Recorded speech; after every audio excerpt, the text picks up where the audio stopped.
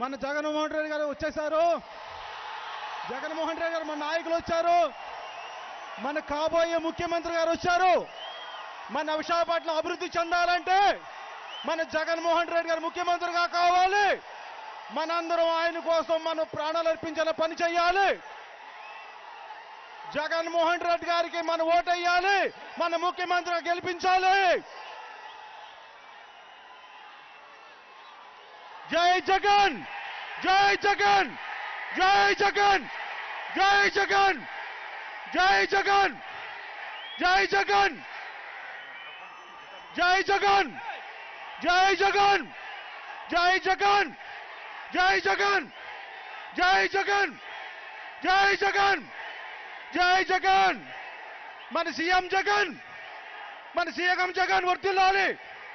CM Jagan, మన CM Jagan. జై జగన్, జై జగన్, జై జగన్, జై జగన్, జై జగన్.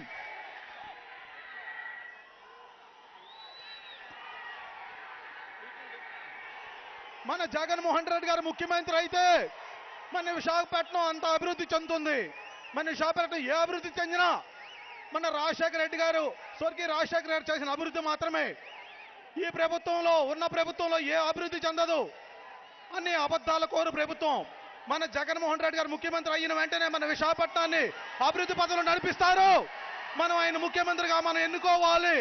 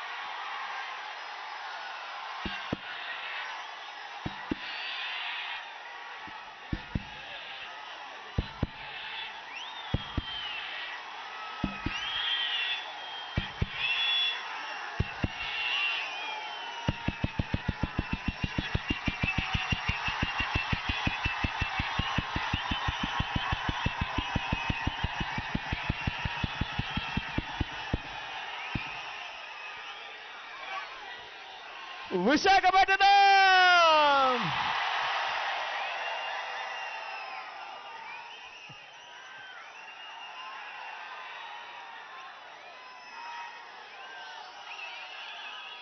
ఇటువైపు కన్నులెత్తి చూస్తే ఎక్కడా కూడా ఖాళీ స్థలం కనిపించడం లేదు. ఇటువైపు కన్నులెత్తి చూస్తే ఎక్కడా కూడా ఖాళీ స్థలం కనిపించడం లేదు.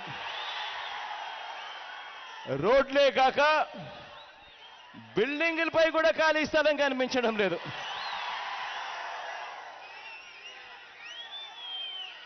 పొద్దుటి నుంచి వేల సంఖ్యలో నాతో పాటు అడుగులు పడ్డాయి.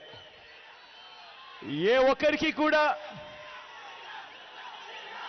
నాతో పాటు నడవలసిన అవసరం లేదు. ఏ ఒక్కరికి కూడా అలా నడుచుకుంటూ వచ్చి ఈ రోడ్డు మీద ఈ దుమ్ములో, ఈ ధూళిలో, ఈ ఎండలో ఇలా నిల్చొని ఉండవలసిన అవసరం అంతకన్నా కూడా లేదు. అయినా చిక్కటి చిరునవ్వులతోనే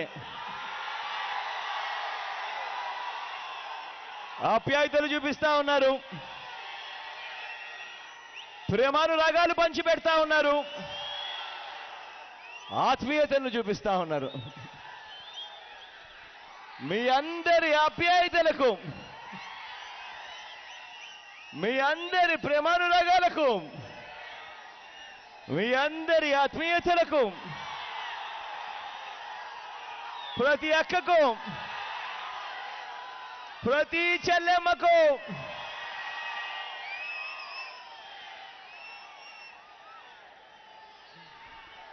ప్రతి అవ్వకు, ప్రతి తాతకు, ప్రతి సోదరుడికి, ప్రతి స్నేహితుడికి మీ అందరి ఆప్యాయతలకు, మీ అందరి ప్రేమానురాగాలకు, మీ అందరి ఆత్మీయతలకు రెండు చేతులు జోడించి శిరస్సు వంచి పేరు పేరున హృదయపూర్వకంగా కృతజ్ఞతలు తెలుపుకుంటా ఉన్నాను.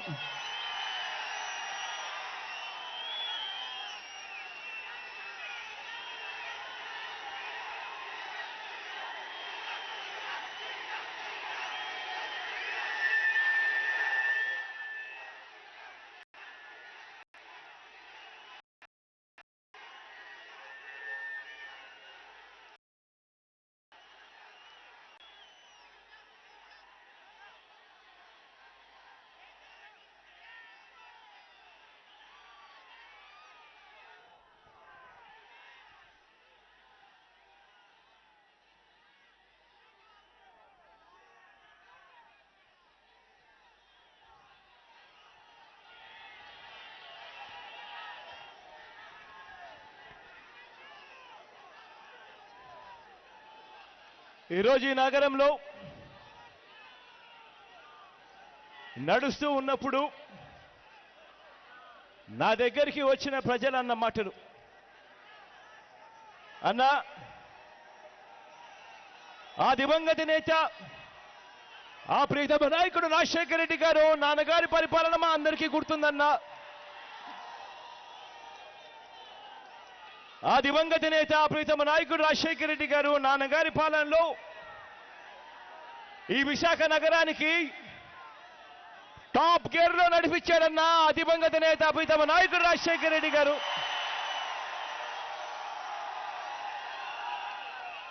నాన్నగారి హయాంలో ఇక్కడ విశాఖ నగరంలో ఉద్యోగాలు వచ్చాయన్నా. నాన్నగారి హయాంలో పారిశ్రామికంగా ఈ విశాఖ నగరం బాగుపడిందన్నా. ఐటీ వచ్చిందన్నా. పేదవాడికి ఇల్లులు కూడా వచ్చాయన్నా దివంగత నేత ప్రీతమ నాయకుడు రాజశేఖర రెడ్డి గారి హయాంలో అని. ఆ దివంగత నేత ప్రీతమ నాయకుడు రాజశేఖర రెడ్డి గారి హయాం గురించి చెప్పుకొచ్చారు. నాన్నగారు సంవత్సరాల చంద్రబాబు నాయుడు గారి పాలన, చంద్రబాబు పాలన మళ్ళీ ప్రజలు గుర్తుకు తెచ్చుకుంటూ అంటా ఉన్నారు. అన్నా నాన్నగారి హయాంలో టాప్ గేర్ లో ముందడుగులో విశాఖ నగరం ప్రయాణం చేస్తే, ఈ 4 సంవత్సరాల చంద్రబాబు నాయుడు గారి హయాంలో రివర్స్ గేర్ లో ప్రయాణం చేస్తా ఉందన్న విశాఖపట్నం అని చెప్పి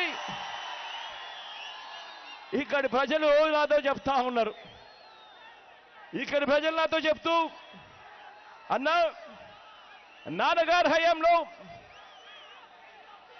ఆ రోజుల్లో అండర్ గ్రౌండ్ డ్రైనేజ్ తీసుకొచ్చాడు, వివిధ అభివృద్ధి పనులకు శ్రీకారం చుట్టాడు. ఆ దివంగత నేత ప్రీతమ నాయకుడు రాజశేఖర రెడ్డి గారి హయాంలో ఉట్టి ఈ నగరానికి 1500 కోట్ల రూపాయలతో అభివృద్ధి పనులు చేశాడన్నా ఆ దివంగత నేత ప్రీతమ నాయకుడు రాజశేఖర రెడ్డి గారు అని చెప్పుకొస్తూ,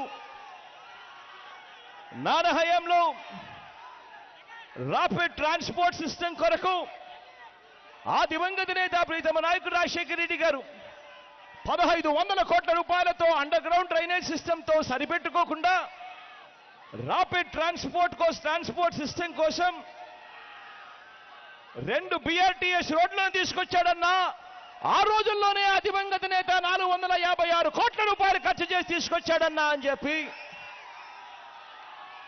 ఇక్కడి ప్రజలు చెప్పుకొస్తూ, అన్నా నాన్నగారి హయాంలో కంచెరపాలెం నుంచి పెందుర్తి,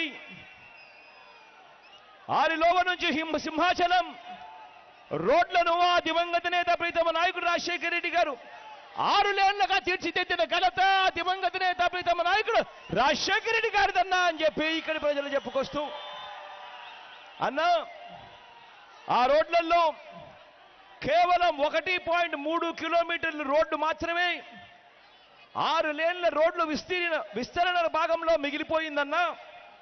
ఇవాళకి కూడా 1.3 కిలోమీటర్లు పనులు ఇవాళకి వానమైన పరిస్థితిలో ఇస్తా ఉన్నారన్నా అని చెప్పుకొస్తా ఉన్నారు. ప్రజలు చెప్పుకొస్తూ, అన్నా నాన్నగారి హయాంలో ఇదే విశాఖ నగరంలో 15 చోట్ల 15 కాలనీలు వచ్చాయన్నా దివంగత నేత ప్రీతమ నాయకుడు రాజశేఖర రెడ్డి గారి హయాంలో, నాన్నగారి హయాంలో ఏకంగా ఇదే విశాఖపట్నం నగరంలోనే ఏకంగా 35,000 ఇల్లులు కట్టించాడన్న దివంగత నేత ప్రీతమ నాయకుడు రాజశేఖర రెడ్డి గారు అని ఇక్కడి ప్రజలు చెప్పుకొస్తూ, అన్న నాన్నగారి హయాంలో విశాఖ ఉక్కు కష్టాల పరిస్థితిలో ఉంటే, BIFRకు పోయే పరిస్థితిలో ఉంటే, నాన్నగారు వచ్చిన తర్వాత కేంద్రంతో ఆ దివంగత నేత పోరాడి విశాఖ ఉక్కును మళ్ళీ నిలబెట్టాడన్నా. విశాఖ ఉక్కు విస్తరణకు పోయి ఇవాళ రెట్టింపు కెపాసిటీతో అది పనిచేయగలుగుతా ఉందనంటే దానికి కారణం ఆ దివంగత నేత ప్రీతమ నాయకుడు రాజశేఖర రెడ్డి గారు చూపిన చొరవ అని చెప్పి ఇక్కడ ప్రజలు చెప్పుకొస్తూ, అన్న NTPC విస్తరణ కానీ HPCL విస్తరణ కానీ ఇవన్నీ కూడా ఎప్పటికీ కూడా మర్చిపోలేని అంశాలన్నా అని చెప్పి ఇక్కడ ప్రజలు ఆ దివంగత నేత ప్రీతమ నాయకుడు రాజశేఖర రెడ్డి గారి పరిపాలన గురించి చెప్పుకొస్తా ఉంటే, నాన్నగారి హయాంలో BHPVని మూతపడ్డ BHELలో విలీనం చేసి కొన్ని వందల కుటుంబాలను ఆ దివంగత నేత ప్రీతమ నాయకుడు రాజశేఖర రెడ్డి గారు నాన్నగారు రోడ్డును పడకుండా కాపాడాడన్నా అని చెప్పి చెప్పుకొస్తే, షిప్ యార్డ్ కూడా నష్టాల ఊబులోకి వెళ్ళిపోయి నడవలేని పరిస్థితిలో ఉంటే రక్షణ శాఖకు విలీనం చేయించే దాంట్లో కూడా ఆ దివంగత నేత ప్రీతమ నాయకుడు రాజశేఖర రెడ్డి గారు చూపిన చొరవే అని చెప్పి చెప్పుకొస్తా ఉంటే, అచ్యుతాపురం SEZ, విశాఖ దువ్వాడలో IT కారిడార్, పరివాడలో ఫార్మాసిటీ, బ్రాండెక్స్ తీసుకున్నా కూడా బ్రాండెక్స్ దగ్గర నుంచి మొదలై SEZలలో పరిశ్రమల దగ్గర నుంచి చూస్తే ఎక్కడ చూసినా కూడా వేల సంఖ్యలో ఉద్యోగాలు వచ్చాయి అనంటే ఆ రోజు ఆ దివంగత నేత ప్రీతమ నాయకుడు రాజశేఖర రెడ్డి గారు చూపిన చలవా అని చెప్పి ఇక్కడి ప్రజలు చెప్పుకొస్తూ, అన్న ఇంతకుముందు విశాఖపట్నం ఎయిర్పోర్టుకు ఏదైనా ముంపు వస్తే, ఏదైనా వరద వస్తే, వర్షం వస్తే అసలు విశాఖపట్నం ఎయిర్పోర్ట్లో విమానాలు పైకి ఎగురుతాయా లేదా అని చెప్పి అనుమానం ఉండేదన్నా అని చెప్పి ఇక్కడ ప్రజలు చెప్పుకొస్తూ, నాన్నగారు అలాంటి ఎయిర్పోర్టును ముప్పు నుంచి కాపాడారన్నా. మోగాదిగడ్డ రిజర్వాయర్ను ఆ దివంగత నేత ప్రీతమ నాయకుడు రాజశేఖర రెడ్డి గారి పుణ్యమా అని చెప్పి ఇక్కడ కాలువను తీసుకొని వచ్చి ఎయిర్పోర్టు ముంపుకు గురి కాకుండా కాపాడిన ఘనత దివంగత నేత ప్రీతమ నాయకుడు రాజశేఖర రెడ్డి గారిది అని చెప్పి,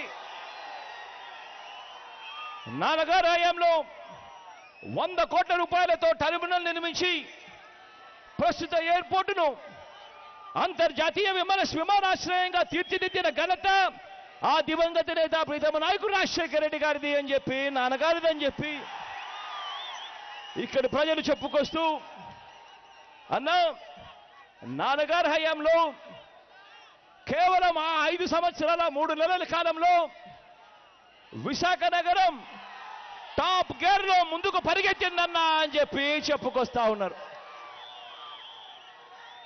ఇప్పుడు 4 సంవత్సరాల 4.5 సంవత్సరాల చంద్రబాబు నాయుడు గారి పాలన చూపిస్తూ ఇక్కడ ప్రజలు నాతో అంటున్న మాటను, అన్నా ఎన్నికల్లోనే కాదన్నా ముఖ్యమంత్రిగా అధికారం చేపట్టిన తర్వాత కూడా చంద్రబాబు నాయుడు గారిచ్చిన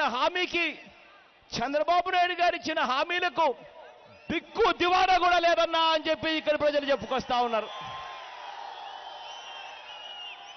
అన్నా ఈ పెద్ద మనిషి ఎన్నికలప్పుడు అన్న మాట విశాఖకు రైల్వే జోను అని చెప్పి ఈ పెద్ద మనిషి ఊదరగొట్టాడు. 4.5 సంవత్సరాలు కేంద్రంలో బీజేపీతో సంసారం చేస్తాడు. 4.5 సంవత్సరం కేంద్రంలో బీజేపీతో సంసారం చేసినప్పుడు ఈ పెద్ద మనిషి చంద్రబాబు నాయుడు గారికి రైల్వే జోన్ గుర్తుకు రాలేదు, ప్రత్యేక హోదా గుర్తుకు రాలేదు ఈ పెద్ద మనిషి చంద్రబాబు నాయుడు గారికి. మొదటి భార్య బీజేపీతో విడాకులు తీసుకున్న తర్వాత ఇప్పుడు గుర్తుకొస్తా ఉన్నాయి ఈయనకు చంద్రబాబు నాయుడు గారికి రైల్వే జోను, ప్రత్యేక హోదా. ఇప్పుడు ఈ పెద్ద మనిషి అంటాడు మొదటి భార్య చెడ్డది అని చెప్పి. ఇప్పుడు మొదటి భార్య చెడ్డది, 4.5 సంవత్సరాలు మొదటి భార్య మంచిదెలా అయిందయ్యా చంద్రబాబు నాయుడు గారిని అడుగుతా ఉన్నా. ఇదే పెద్ద మనిషి చంద్రబాబు నాయుడు గారు, ఇదే పెద్ద మనిషి చంద్రబాబు నాయుడు గారు ఇదే విశాఖ నగరానికి జాతీయ క్రీడా ప్రాంగణాన్ని నిర్మిస్తానన్నారు. జాతీయ క్రీడా ప్రాంగణం అంట ఎక్కడన్నా కనిపించిందా అని అడుగుతా ఉన్నా మిమ్మల్ని అందరినీ కూడా నేను. అంతో ఇంతో నాన్నగారు కట్టిన స్టేడియం మాత్రం బాగా కనిపిస్తుంది. జాతీయ క్రీడా ప్రాంగణం మాత్రం ఎక్కడా కనిపించడం లేదన్నా అని చెప్పి చెప్తా ఉన్నారు. ఈ పెద్ద మనిషి ముఖ్యమంత్రి హోదాలో ఇచ్చిన మాటలు ఈ ప్రాంతానికి గిరిజన యూనివర్సిటీ అట ఎక్కడన్నా కనిపించిందా అని అడుగుతా ఉన్నా మీ అందరికీ. గట్టిగా 2 చేతులు పైకెత్తి ఇలా ఇలా ఇలా ఇలా ఇలా ఇలా ఇలా ఇలా ఇలా ఇలా ఇలా ఇలా ఇలా ఇలా ఇలా ఇలా ఇలా ఇలా.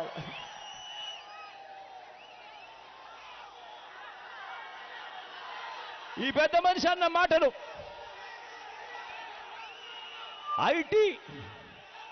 ఐటీ సిగ్నేచర్ టవర్స్ అట.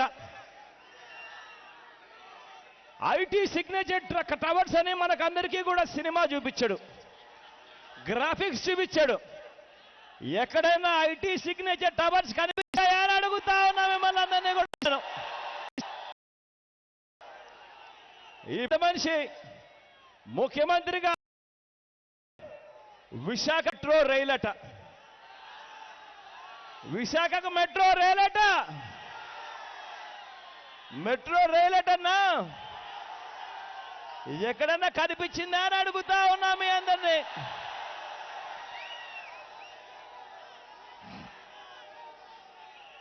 సైన్స్ సిటీ అట. విశాఖపట్నానికి పెద్ద మనిషి ముఖ్యమంత్రిగా అన్న మాటలు విశాఖ నగరంలో సైన్స్ సిటీ అట ఎక్కడన్నా కనిపించిందా అని అడుగుతా ఉన్నాను.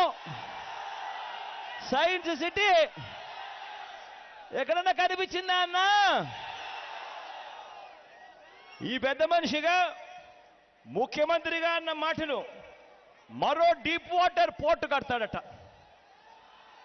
ఉన్న పోర్టులోనే ఉద్యోగాలు పోతా ఉన్నాయి, మరో డీప్ వాటర్ పోర్టు కడతాడట. మీకు ఎక్కడన్నా కనిపించిందా అని అడుగుతా ఉన్నా నేను.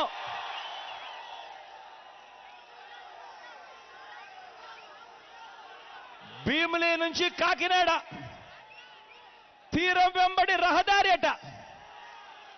తీరం వెంబడి రహదారి మీకు ఎప్పుడన్నా కనిపించిందా అని అడుగుతా ఉన్నా నేను.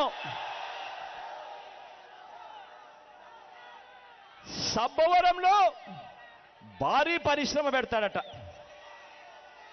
సబ్బవరంలో భారీ పరిశ్రమట ఎక్కడన్నా కనిపించిందా అని అడుగుతా ఉన్నా మిమ్మల్ని అందరినీ కూడా నేను. విశాఖపట్నంలో కూచిపూడి కళాక్షేత్రం అట ఎక్కడన్నా కనిపించిందా అని అడుగుతా ఉన్నా మీ అందరికీ కూడా నేను. ఇదే ముఖ్యమంత్రి స్థానంలో ఉంటూ ఈయన అన్న మాటలు స్పోర్ట్స్ యూనివర్సిటీ ఎక్కడన్నా కనిపించిందా స్పోర్ట్స్ యూనివర్సిటీ అని అడుగుతా ఉన్నా నేను. ఇదే పెద్ద మనిషి ముఖ్యమంత్రిగా ఉంటూ అన్న మాటలకు దిక్కు దివానం లేదు. ఇది ఈ పెద్ద మనిషి నోట్లో నుంచి మాటలు వస్తే ఆ మాటల మీద తాను నిలబడే నైజం. ఇదే విశాఖ నగరానికే ముఖ్యమంత్రి హోదాలో ఉంటూ ఆయన ఇచ్చిన మాటలకు దిక్కు దివానా లేని పరిస్థితిలో ఇవాళ ఆ మాటలున్నాయి.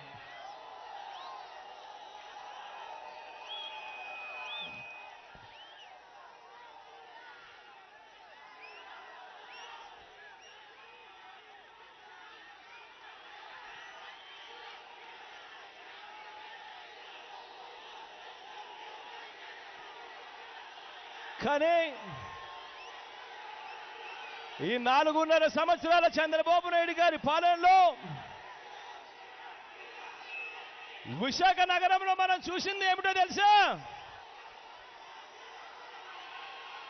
విశాఖ నగరంలో మనం చూసింది ఏమిటో తెలుసా? ఎక్కడ ఏ భూమి కనిపించినా కూడా ఆ భూమిని మాత్రం వదలకుండా దోచేయడం కనిపించింది మనకి విశాఖపట్నంలో ఈ 4.5 సంవత్సరాల్లో.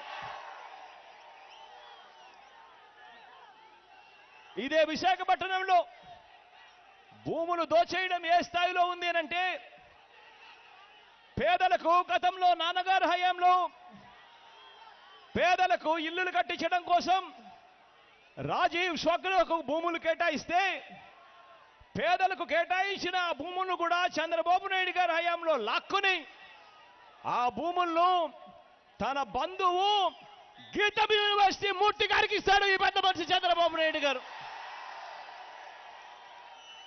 పేదల కోసం, పేదల ఇల్లుల కోసం ఆ దివంగత నేత ప్రీతమ నాయకుడు రాజశేఖర రెడ్డి గారి ఇల్లుల కోసం అని చెప్పి కేటాయిస్తే, ఆ భూములు లాక్కుని ఈ పెద్ద మనిషి చేస్తా ఉన్నది ఏమిటంటే, తన బినామీ అయిన తన బంధువు ఎంబీబీఎస్ మూర్తి గారికి ఇస్తాడు ఈ పెద్ద మనిషి. ఈ పెద్ద మనిషి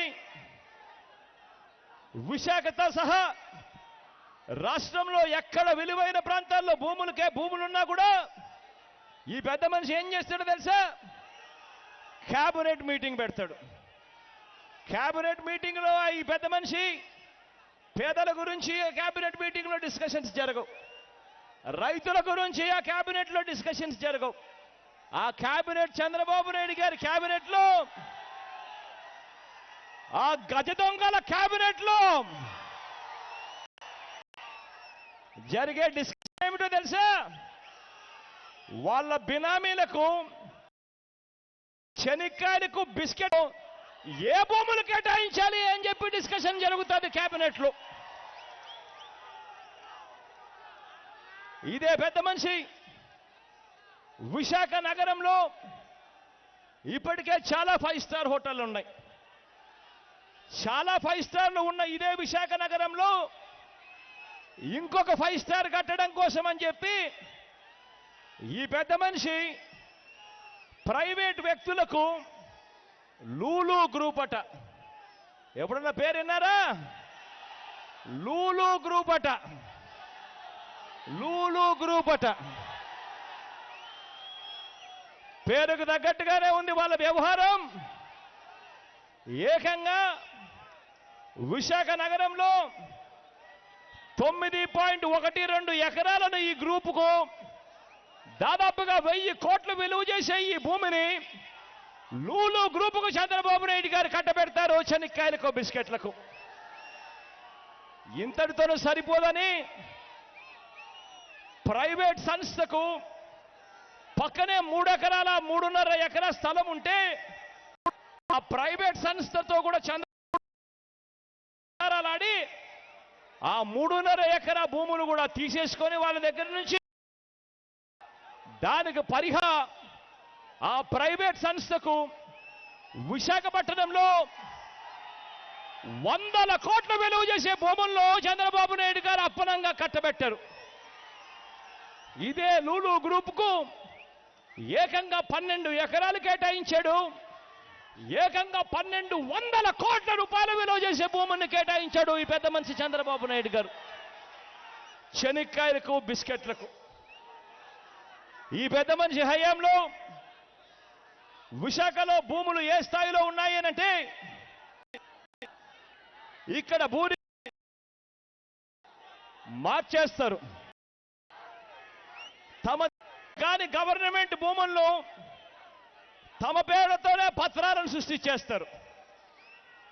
తమది కాని గవర్నమెంట్ భూముల్లో తమ పేర్లతోనే పత్రాలు సృష్టించేసి ఆ భూములను తీసుకొని ఏకంగా బ్యాంకుల్లో తనఖా పెట్టి బ్యాంకుల నుంచి ఏకంగా రుణాలు కూడా తెచ్చుకుంటారు ఇక్కడ మంత్రులు ఏకంగా విశాఖపట్నం భూములతో.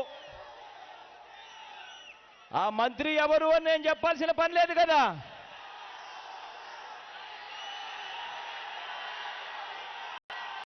ఆ మంత్రి ఎవరు అని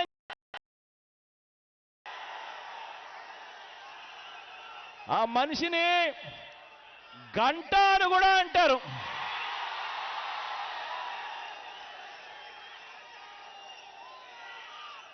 తనది కాని గవర్నమెంట్ భూములను తనవే అని చెప్పి రికార్డులు సృష్టించేసి ఆ భూములను తీసుకొని పోయి బ్యాంకుల్లో తనఖా పెట్టి బ్యాంకుల నుంచి ఏకంగా లోన్లు కూడా తెచ్చుకున్న ఘనత ఈ గంట అనే మంత్రిదే అని చెప్పి ఇక్కడ విశాఖపట్నంలో ప్రజలంట.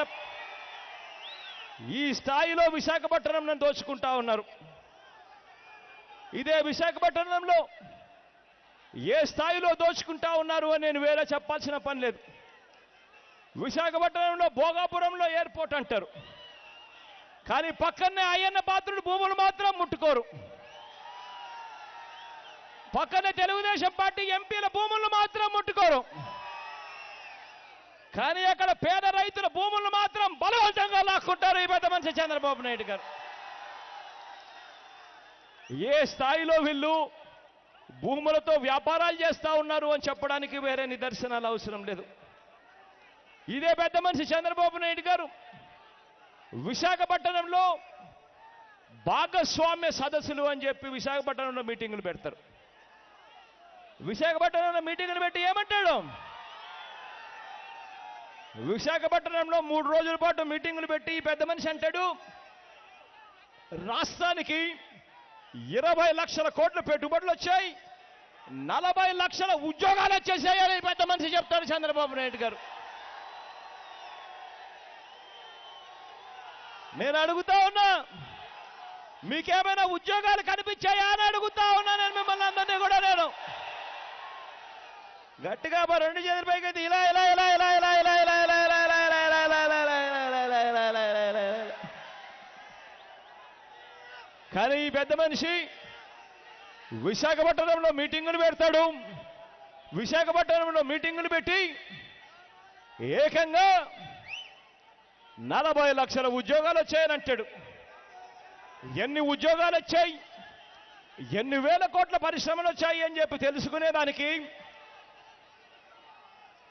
డిప్ అని ఉంది.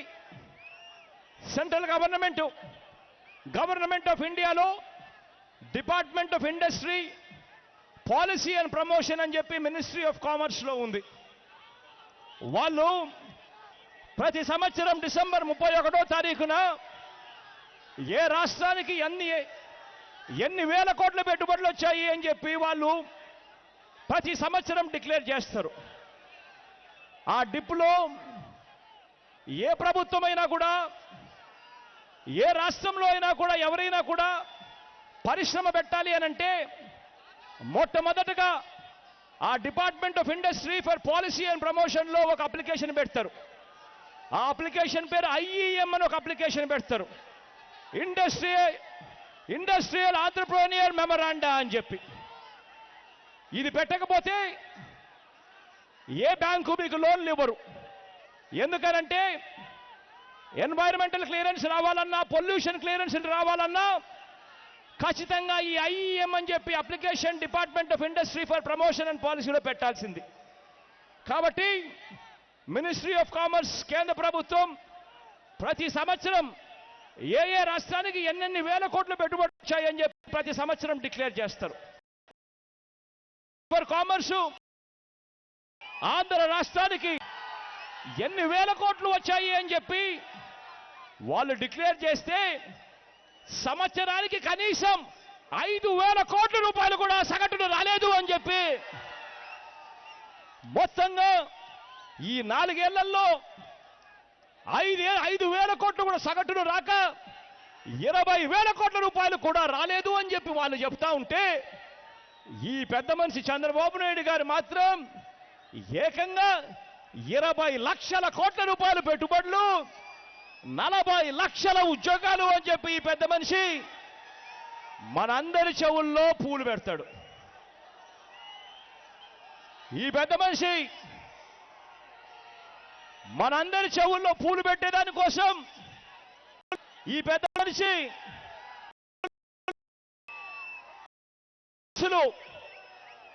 కనీసం పెద్ద మనిషి ఖర్చు చేసింది ఎంతో తెలుసా?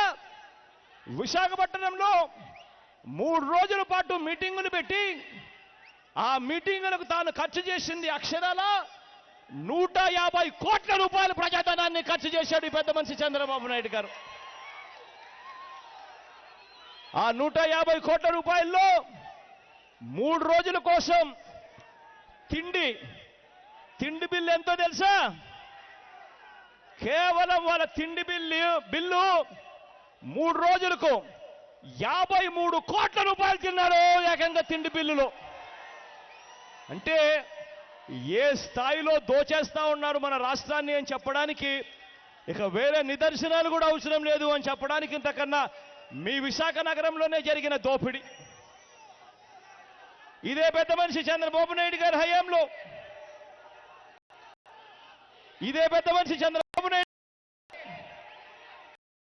ఐటీ రంగం, ఇదే విశాఖలో ఐటీ రంగం పరిస్థితి అలా ఉంది అని ఒక్కసారి గమనిస్తే, ఇదే ఐటీ రంగం ఆ దివంగత నేత ఆ ప్రీతమ నాయకుడు నాన్నగారి హయాంలో, రాజశేఖర రెడ్డి గారి హయాంలో ఇదే ఐటీ రంగంలో అప్పట్లోనే దాదాపుగా 10 సంవత్సరాల కిందటనే అప్పట్లోనే 18,000 మందికి అప్పట్లోనే ఐటీ రంగంలో దివంగత నేత ప్రీతమ నాయకుడు రాజశేఖర రెడ్డి గారి హయాంలో ఉద్యోగాలు వస్తే 10 సంవత్సరాల కిందట నాన్నగారి హయాంలోనే ఐటీ రంగంలో విశాఖ నగరం నుంచి ఎగుమతులు దాదాపుగా 2,000 కోట్ల రూపాయలు ఉంటే ఈ పెద్ద మనిషి చంద్రబాబు నాయుడు గారు ఈ 4.5 సంవత్సర కాలం పరిపాలనలో పరిస్థితి ఏమిటో తెలుసా? 18,000 ఉద్యోగాలు నాన్నగారి హయాంలోనే వచ్చినవి, ఐటీ రంగంలో ఉన్నవి పెరగాల్సింది పోయి ఆ 18,000 ఉద్యోగాలు ఏకంగా తగ్గి 16,000కు పడిపోయిన పరిస్థితి కనిపిస్తుంది ఇదే విశాఖ నగరంలో. ఐటీ ఎక్స్పోర్ట్స్ నాన్నగారి హయాంలో 10 సంవత్సరాల కిందట 2,000 కోట్ల రూపాయలు ఉంటే ఈరోజు 10 సంవత్సరాల తర్వాత పెరగాల్సింది పోయి ఈ 4.5 సంవత్సరాల గారి హయాంలో ఆ ఐటీ ఎక్స్పోర్ట్స్ ఏకంగా తగ్గిపోయి 1,145 కోట్ల రూపాయలకు పడిపోయిన పరిస్థితి కనిపిస్తుంది ఈ పెద్ద మనిషి చంద్రబాబు నాయుడు గారి హయాంలో. ఇదే విశాఖ నగరంలో ఆ విప్రో బిల్డింగ్ కనిపిస్తుంది. ఆ విప్రో బిల్డింగ్ చూస్తే 5,000 మందికి ఉద్యోగాలు ఇవ్వడానికి ఆ బిల్డింగ్ కట్టిన పరిస్థితి. అటువంటి విప్రో బిల్డింగ్ లో 5,000 మందికి ఉద్యోగాలు ఇవ్వాల్సిన ఆ విప్రో బిల్డింగ్ లో ఇవాళ పనిచేస్తా ఉన్నది ఎంతమందో తెలుసా? కేవలం 250 మంది కూడా సరిగ్గా పనిచేయడం లేదు అక్కడ అదే బిల్డింగ్ లో. ఇదే పెద్ద మనిషి చంద్రబాబు నాయుడు గారి హయాంలో విశాఖపట్నంలో ఐటీ స్పేస్, ఇక్కడే ఇన్ఫర్మేషన్ టెక్నాలజీ కోసం భవనాలు కట్టి మొత్తం 5,05,000 SFT స్థలం ఉంటే ఇందులో ఖాళీగా ఉండేది ఎంతో తెలుసా? అక్షరాల 4,27,000 SFT అడుగులు ఖాళీగా ఉన్న పరిస్థితి ఇవాళ ఐటీ రంగంలో కనిపిస్తుంది చంద్రబాబు నాయుడు గారి హయాంలో. ఈ పెద్ద మనిషి చంద్రబాబు నాయుడు గారి హయాంలో ఇంతటి దారుణంగా ఐటీ రంగం ఉంటే ఈ పెద్ద మనిషి ఏమంటాడు? ఐటీ రంగం ఇంత దారుణంగా ఉన్నా ఈ పెద్ద మనిషి కళ్ళార్పకుండా అబద్ధాలు చెప్పేయగలుగుతాడు. కళ్ళార్పకుండా అబద్ధాలు చెప్పే మనిషి, కళ్ళార్పకుండా అబద్ధాలు చెప్పగలుగుతాడు ఈ మనిషి. కంప్యూటర్లకు కూడా అబద్ధాలు నేర్పగలుగుతాడు ఈ పెద్ద మనిషి.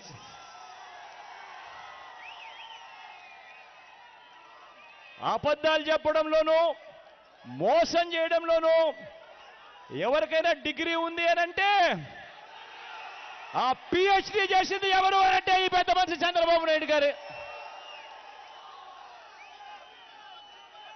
ఇదే పెద్ద మనిషి చంద్రబాబు నాయుడు గారి హయాంలో ఆంధ్రుల హక్కు, విశాఖ ఉక్కు ఈ నినాదంతో ఏకంగా 32 మంది విశాఖ ఉక్కు ఇక్కడికి రావడం కోసం, తేవడం కోసం ప్రాణాలు అర్పించి విశాఖ ఉక్కుని ఇప్పుడు తెచ్చుకుంటే, విశాఖ నగరానికి తెచ్చుకుంటే,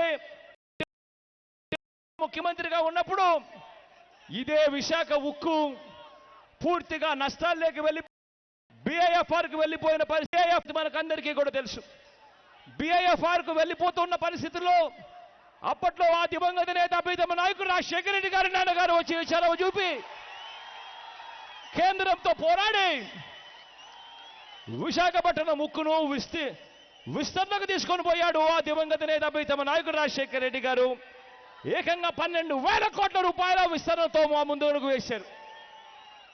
మళ్ళీ ఇవాళ 4 సంవత్సరాలు మళ్ళీ ఇవాళ చంద్రబాబు నాయుడు గారు వచ్చారు. చంద్రబాబు నాయుడు గారు అడుగు పెట్టాడు. మళ్ళీ విశాఖ ఉక్కు పరిస్థితి ఏమిటో తెలుసా? వరుసగా 3 సంవత్సరాల నుంచి 4 సంవత్సరాల నుంచి వరుసగా నష్టాలే.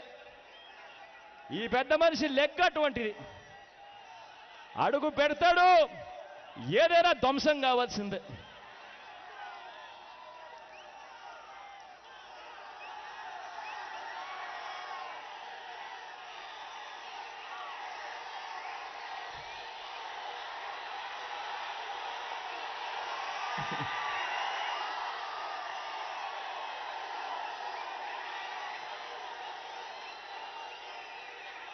పక్కన విశాఖపట్నం పోర్టు కనిపిస్తుంది. పక్కన విశాఖపట్నం పోర్టు. విశాఖపట్నం పోర్టులో మొత్తం 24 బర్తులుంటే ఇప్పటికే 12 బర్తులు ప్రైవేట్ పరం జరిగింది. ఇప్పటికే 12 బర్తులు ప్రైవేట్ పరం అయిపోయి ఒకప్పుడు ఇదే విశాఖపట్నం పోర్టులో 24,000 మంది కార్మికులు పనిచేస్తూ ఉన్న పరిస్థితి. ఇవాళ అదే విశాఖపట్నం పోర్టులో పరిస్థితి ఏమిటో తెలుసా? కేవలం 4,000 మంది మాత్రమే అక్కడ పనిచేస్తూ ఉన్న పరిస్థితి. ఏదన్నా ముట్టుకో ప్రైవేట్, ఏదన్నా ముట్టుకో ప్రైవేటీకరణ. ఉద్యోగాలు ఇవ్వాల్సింది పోయి, ఉద్యోగాలు తేవాల్సింది పోయి, ఏది ముట్టుకున్నా ప్రైవేటీకరణ పరిస్థితి. ఇదే విశాఖ పోర్టు కార్గో హ్యాండ్లింగ్ లో గతంలో దేశంలోనే నెంబర్ 1 స్థానంలో ఉండేది విశాఖపట్నం పోర్టు. ఇవాళ ఇదే విశాఖపట్నం పోర్టు కార్గో హ్యాండ్లింగ్ లో దేశంలో 5వ స్థానానికి దిగజారిపోయిన పరిస్థితి ఇవాళ విశాఖపట్నం పోర్టు కనిపిస్తుంది. ఇదే విశాఖపట్నం పోర్టులో ఖలాసీల జీతాలు పెంచమని చెప్పి వాళ్ళు అడుగుతా ఉన్నా పట్టించుకునే నాతుడు కూడా ఇవాళ ఎక్కడా ఉండడు. పోర్టు ఆధ్వర్యంలో నడిచే స్కూలు కూడా ఈ దిక్కుమాలిన ప్రభుత్వంలో మూతపడిన పరిస్థితి కనిపిస్తుంది.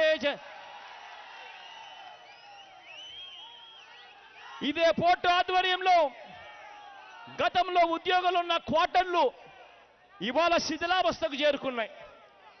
ఆ క్వార్టర్లు ఉన్న 20 ఎకరాల భూమిని ఈ పెద్ద మనిషి చంద్రబాబు నాయుడు గారు ఇవాళ స్కెచ్లేస్తా ఉన్నాడు. ఆ భూములను కూడా ఎలా లాక్కోవాలి, ఆ భూములను కూడా తన బినామీలకు, చెనిక్కాయలకు, బిస్కెట్లకు ఎలా కట్టబెట్టాలి, ఎలా దోచేయాలి అని చెప్పి ఇవాళ స్కెచ్లేస్తా ఉన్నాడు ఈ పెద్ద మనిషి చంద్రబాబు నాయుడు గారు. పక్కనే కనిపిస్తుంది విమ్స్ కనిపిస్తుంది. Visakha institute of medical sciences. నిజంగా విశాఖపట్నంలో ఉన్న కేజీహెచ్ ఒక్కటే హాస్పిటలు. విశాఖపట్నానికి నిజంగా మేలు జరగాలి అని అంటే ఇంకొక గొప్ప హాస్పిటల్ రావాలి అని చెప్పి 10 సంవత్సరాల కిందటనే నాన్నగారు ఆ దివంగత నేత ప్రీతమ నాయకుడు రాజశేఖర రెడ్డి గారు హైదరాబాద్లో నిమ్స్ తరహాలో, Nizam institute of medical sciences తరహాలో విశాఖపట్నానికి కూడా Visakha institute of medical sciences తీసుకొని రావాలి అని ఏకంగా 100 ఎకరాల విస్తీర్ణంలో 1130 పడకల హాస్పిటల్ని ఆ దివంగత నేత ప్రీతమ నాయకుడు రాజశేఖర రెడ్డి గారు 6 బ్లాకులు 21 సూపర్ స్పెషాలిటీ విభాగాలతో ఆ దివంగత నేత ప్రీతమ నాయకుడు రాజశేఖర రెడ్డి గారు అప్పట్లోనే 250 కోట్ల రూపాయలు కేటాయించి ఆ దివంగత నేత ప్రీతమ నాయకుడు రాజశేఖర రెడ్డి గారు మొదలుపెట్టాడు ఆ విమ్స్ను. ఇవాళ ఆ దివంగత నేత చనిపోయాడు. చంద్రబాబు నాయుడు గారు 4.5 సంవత్సర పరిపాలన జరిగింది. జరిగిన తర్వాత కూడా ఇవాళ విమ్స్ పరిస్థితి ఏమిటి అని అడుగుతా ఉన్నా. ఇవాళ విమ్స్ పరిస్థితిని 6 బ్లాకుల నుంచి 2 బ్లాకులకు కుదించారు. 21 సూపర్ స్పెషాలిటీ విభాగాలను కేవలం 8 విభాగాలకే పరిమితి చేశారు. ఉన్న డాక్టర్లు కూడా అక్కడ డెప్యుటేషన్ పై తీసుకొచ్చారు. కనీసం డాక్టర్లను కూడా నోటిఫై చేసి ఉద్యోగాలు ఇచ్చి తీసుకోవాలన్న కనీస ఆలోచన కూడా లేదు ఇది కుమారుల ప్రభుత్వానికి. ఇవాళ అనేక విభాగాలను ఇదే విమ్స్లో ప్రైవేటీకరణ చేసేందుకు జీవో నెంబర్ 33 అని చెప్పి తీసుకొచ్చి చంద్రబాబు నాయుడు గారు హాస్పిటళ్లలో ఉన్న ప్రతి సర్వీసును మంచి చేయడం కోసం ఉపయోగపెట్టకుండా ప్రతి సర్వీసులోనూ కూడా లంచాలు ఎలా తీసుకోవాలి అన్న ఆరాటంతో ప్రతి సర్వీసును కూడా ప్రైవేటీకరణ చేసే కార్యక్రమం చేస్తా ఉన్నాడు ఈ పెద్ద మనిషి. ఇటువైపున పక్కనే కేజీహెచ్ కనిపిస్తుంది. కేజీహెచ్ హాస్పిటల్ 1845లో 173 ఏళ్ల కిందట కట్టిన గొప్ప హాస్పిటల్. ఇవాళ హాస్పిటల్ పరిస్థితి ఏమిటి అని చెప్పి అడుగుతా ఉన్నా. ఇవాళ అదే కేజీహెచ్ హాస్పిటల్లో ఇవాళ ఉత్తరాంధ్రలో ఎవరికి జబ్బు చేసినా కూడా మంచి హాస్పిటల్ ఏదైనా ఉంది విశాఖపట్నంలో అంటే అది కేజీహెచ్ అని చెప్పి అందరం అక్కడికి పోతాం. కానీ ఇవాళ అక్కడ కేజీహెచ్ పరిస్థితి ఏమిటో తెలుసా? 1200 బెడ్లుంటే ఏకంగా 2000 మంది పైగానే ఇన్పేషెంట్లు ఇవాళ జాయిన్ అవుతా ఉన్నారు. ఇవాళ కేజీహెచ్లో పరిస్థితి ఏమిటో తెలుసా? మంచానికి ఒక పేషెంట్ కాదు, మంచానికి 2 పేషెంట్లను పెడతా ఉన్నారు ఇవాళ కేజీహెచ్లో. ఇవాళ కేజీహెచ్ పరిస్థితి ఏమిటో తెలుసా? కేజీహెచ్లో డాక్టర్లను రిక్రూట్ చేయరు. అవసరం ఉన్న కేజీహెచ్లో నర్సులను రిక్రూట్ చేయరు. అవసరం ఉన్నా కూడా నర్సులను రిక్రూట్ చేయరు. ఇదే కేజీహెచ్ పరిస్థితి ఎలా ఉందనంటే క్యాన్సర్ కన్నా ఎవరికైనా వచ్చిందంటే పూర్తిగా కేజీహెచ్కు పోయినా కూడా దిక్కు దివానా లేని పరిస్థితి అక్కడ. గుండె జబ్బు వస్తే కేజీహెచ్ పరిస్థితి ఏమిటో తెలుసా? ఆ డిపార్ట్మెంట్ మొత్తం అంతా కూడా ప్రైవేటీకరణ చేసే దిశగా అడుగులు వేస్తా ఉన్నారు. ఈ కేజీహెచ్ పరిస్థితి ఎలా ఉందనంటే ఆ హాస్పిటల్లో కనీసం రోడ్లు కూడా సరిగ్గా లేని అధ్వానమైన పరిస్థితిలో కేజీహెచ్ హాస్పిటల్ నడిపిస్తా ఉన్నారు. దగ్గర ఉండి గవర్నమెంట్ హాస్పిటల్ అన్ని కూడా నిర్వీర్యం చేసి మన వాళ్ళ ఎవరికైనా కూడా జబ్బు చేస్తే హాస్పిటళ్లకు గవర్నమెంట్ హాస్పిటళ్లకు మనం పోకుండా చేస్తా ఉన్నాడు ఈ పెద్ద మనిషి చంద్రబాబు నాయుడు గారు. హాస్పిటళ్లకు పోతే ఒక మామూలు ప్రసవం చేసుకోవాలేనంటే మామూలు ప్రసవానికి 50,000 రూపాయలు ఖర్చు అవుతుంది. అటువంటిది కేజీహెచ్కు పోతే మంచానికి 2 పడబెడతా ఉన్నారు. అక్కడికి పడుకోలేక ఆ అవస్థలు పడలేక ప్రైవేట్ రంగంలో వైద్యం చేయించుకుంటే ప్రసవన చేయించుకునే దానికి ఏకంగా బయట అయితే ఏకంగా 50,000 రూపాయలు లాగుతా ఉన్నారు ఇవాళ బయట హాస్పిటల్లో. ఇవాళ పరిస్థితి ఏమిటి అంటే ఈ పెద్ద మనిషి చంద్రబాబు నాయుడు గారి హయాంలో హాస్పిటళ్లకు జ్వరాలు వచ్చినా కూడా ఈ ఉత్తరాంధ్ర ప్రాంతంలో జ్వరాలు వచ్చి దాదాపుగా 200 మంది చనిపోయిన పరిస్థితులు. అయినా ఈ ప్రభుత్వం పట్టించుకోదు. ఈ ప్రభుత్వం పట్టించుకోవడం లేదు కాబట్టి ఎవరికైనా జ్వరం వస్తే అందరూ కూడా ప్రైవేట్ హాస్పిటళ్లకు పరిగెత్తా ఉన్నారు. ప్రైవేట్ హాస్పిటల్లో బుక్కు పిండి డబ్బులు వసూలు చేస్తా ఉన్న పరిస్థితులు ఇవాళ కనిపిస్తా ఉన్నాయి. ఇంతటి దారుణంగా ఇవాళ విశాఖ నగరంలో పరిపాలన సాగుతా ఉంది. హుదూద్ తుఫాను వచ్చినప్పుడు ఈ పెద్ద మనిషి ఏమన్నాడు? హుదూద్ తుఫాను జయించేశాము అని చెప్పి ఈ పెద్ద మనిషి ఊదరగొట్టాడు. ఆ రోజు అన్నాడా లేదా? అన్నాడా లేదా అన్న? ఆ రోజు అన్నాడా లేదా అన్న? హుదూద్ తుఫాను జయించేశాము అన్న ఈ పెద్ద మనిషి హుదూద్ తుఫాను కారణంగా 25,000 ఇళ్ళు దెబ్బతిన్నాయి అని చెప్పి అప్పట్లోనే నిర్ధారిస్తే ఇప్పటి వరకు కట్టిన ఇళ్ళు ఎన్ని అని చూస్తే అర్బన్ హౌసింగ్ కింద కట్టింది కేవలం 4,000 ఇళ్ళు మాత్రమే కట్టిన పరిస్థితి ఇవాళ ఇదే విశాఖపట్నంలో కనిపిస్తాయి.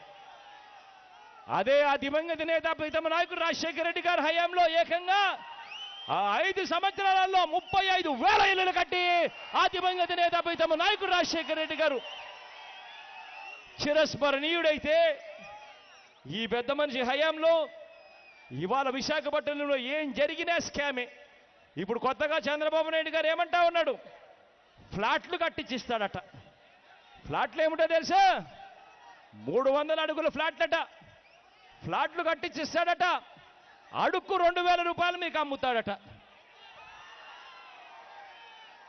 ఎక్కడన్నా వెళ్ళి ఫ్లాట్ కట్టడానికి ఎంత అవుతుంది అని చెప్పి ఒక్కసారి విచారణ చేయండి.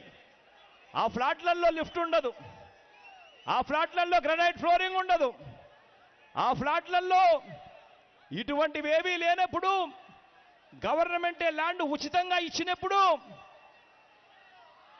సిమెంట్ దగ్గర నుంచి ఇసుక దాకా కూడా ఈ ఫ్లాట్లకు ఉచితంగాను సబ్సిడీ రేట్లతో దొరుకుతా ఉన్నప్పుడు ఈ ఫ్లాట్లు కట్టడానికి ఎంత అవుతుంది అని అడిగితే ఏ ఫ్లాట్ కట్టే ఓనర్ అయినా కూడా చెబుతాడు కేవలం 1000 రూపాయలు అడుక్కు అవుతుంది అని. అటువంటిది 1000 రూపాయలు అడుక్కు అయ్యే ఫ్లాట్ను చంద్రబాబు నాయుడు గారు మీకు అమ్మే రేట్ ఎంతో తెలుసా? అడుక్కు 2,000 రూపాయలకు అమ్ముతాడట మీ పెద్ద మనిషి చంద్రబాబు నాయుడు గారు. మీకు 300 అడుగుల ఫ్లాట్ అట. అడుక్కు 2,000 అంటే 6 లక్షల రూపాయలకు మీకు అమ్ముతాడట. అందులో 1,50,000 ఏమో కేంద్ర ప్రభుత్వం ఇస్తుందట, బాగానే ఉంది. మరో 1,50,000 రాష్ట్ర ప్రభుత్వం ఇస్తుందట, బాగానే ఉంది. మిగిలిన 3 లక్షల రూపాయలు మీ పేరుతో అప్పుగా రాసుకుంటారట. రాసుకొని మీరు నెల నెల 3,000 రూపాయలు 20 సంవత్సరాల పాటు కడుతూ పోవాలట. లంచాలు తీసుకునేది చంద్రబాబు నాయుడు గారు. ఆ లంచాలకు బ్యాంకులకు కడుతూ నెల 3,000 20 ఏళ్ల పాటు కడుతూ మీరు పోవాలట. ఇవాళ మీ అందరితో కూడా నేను ఒకటే చెప్తా ఉన్నా, రేపొద్దున ఎన్నికలు వస్తా ఉన్నాయని చెప్పి ఈ ఫ్లాట్లలో కాస్తో కూస్తో ఏదన్నా ఇవ్వడానికి ప్రయత్నం చేస్తే ఆ ఫ్లాట్లు ఇచ్చేటప్పుడు మాత్రం ఎవ్వరూ కూడా వద్దు అనొద్దండి.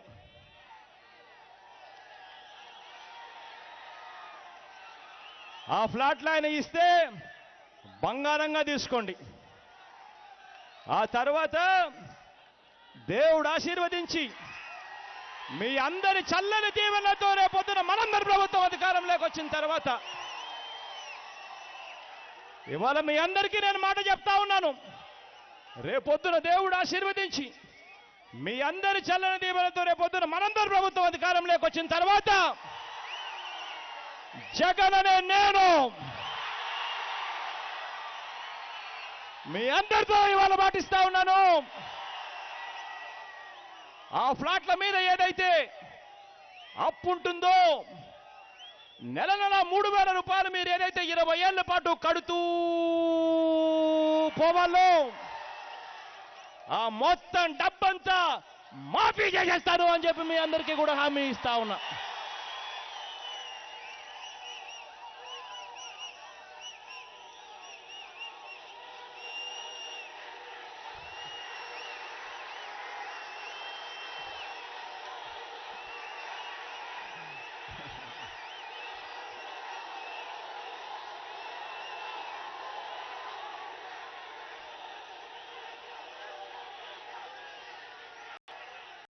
పక్కనే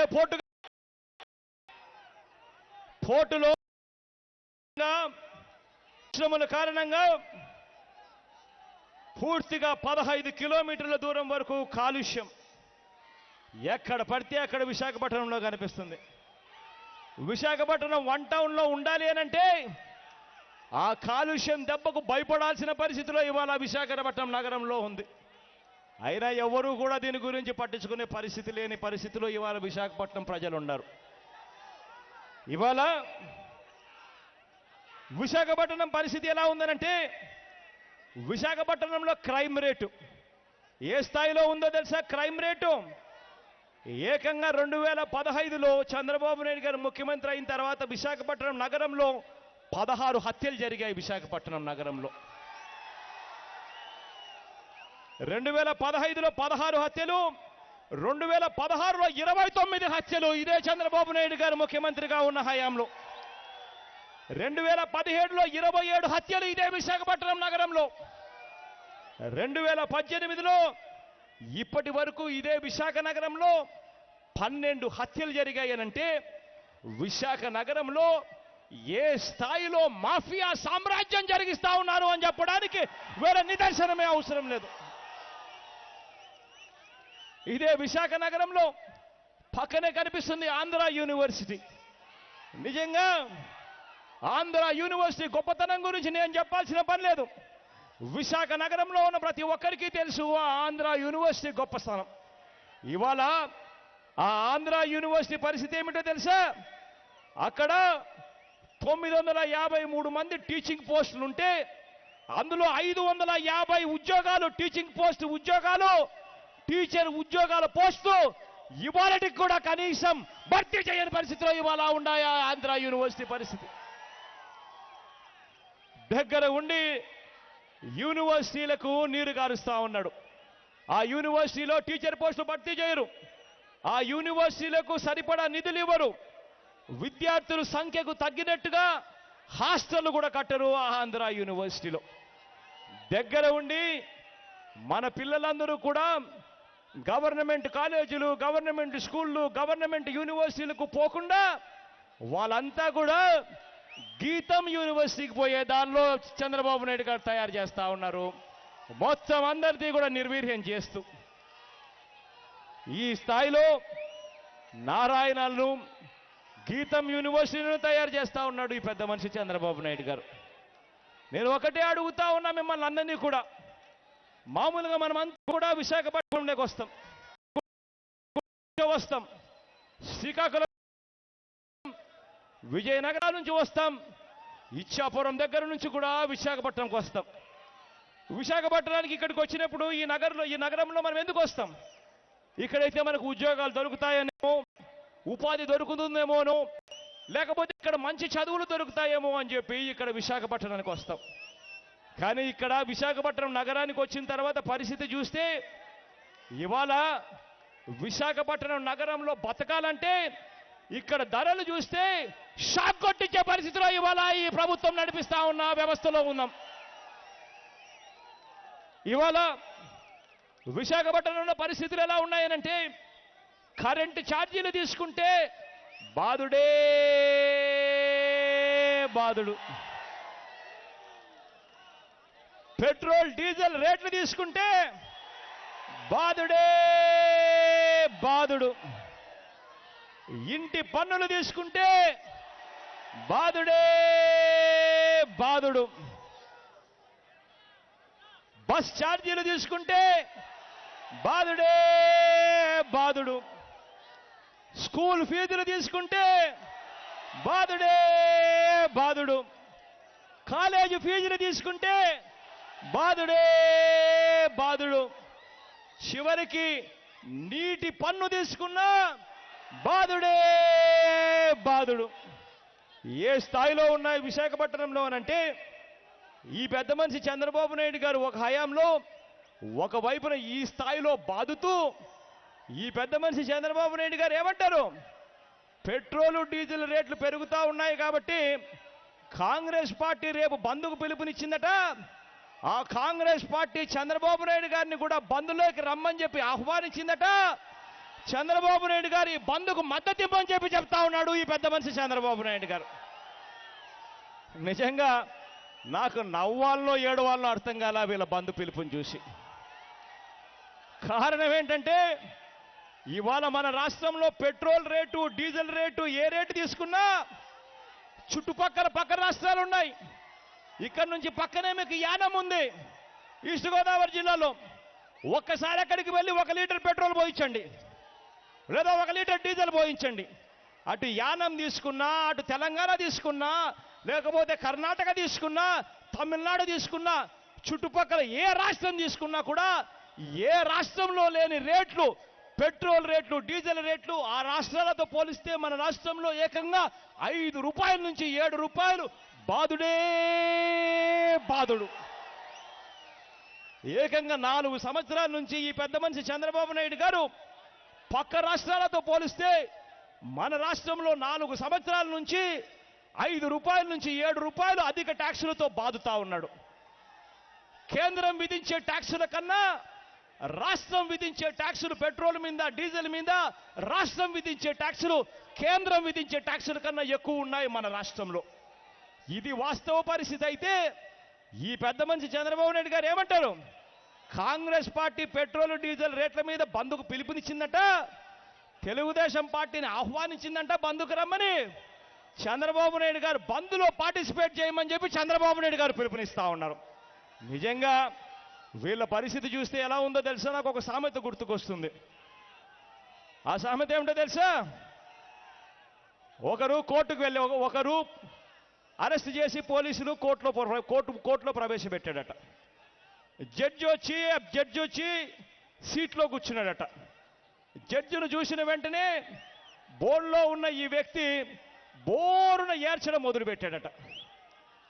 జడ్జి అడిగాడట పబ్లిక్ ప్రాసిక్యూటర్ని, ఎందుకబ్బా బోర్డులో ఉన్న ఆ వ్యక్తి అంత బోరున ఏడుస్తా ఉన్నాడు అని చెప్పి ఆ జడ్జి పబ్లిక్ ప్రాసిక్యూటర్ని అడిగితే పబ్లిక్ ప్రాసిక్యూటర్ అన్నాడట, సార్ ఆ ఏడుపును నమ్మద్దండి, ఆ మనిషి బోన్లో ఉన్నాడు అని అంటే ఆ బోన్లో ఉండి ఆ ఉన్న వ్యక్తి ఏమన్నాడో తెలుసా?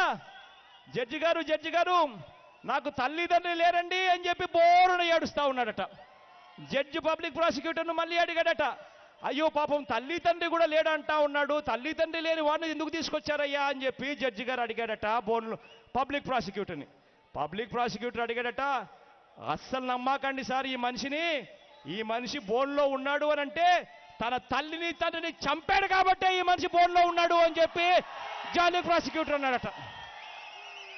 ఈరోజు చంద్రబాబు నాయుడు గారి పరిస్థితి నిజంగా అదే. ఈ పెద్ద మనిషి దగ్గరుండి పెట్రోల్ రేట్లు డీజిల్ రేట్లు దగ్గరుండి పెంచుతాడు, మళ్ళీ ఈ మధ్య మనిషి దగ్గరుండి మళ్ళీ రేపు బంద్కు పిలుపునిచ్చే కార్యక్రమంలో కాంగ్రెస్ పార్టీకి తోడుగా ఉంటాడట ఈ పెద్ద మనిషి. బంద్ విషయంలో అయినా అంతే, ఈ పెద్ద మనిషి ప్రత్యేక హోదా విషయంలోనూ అంతే.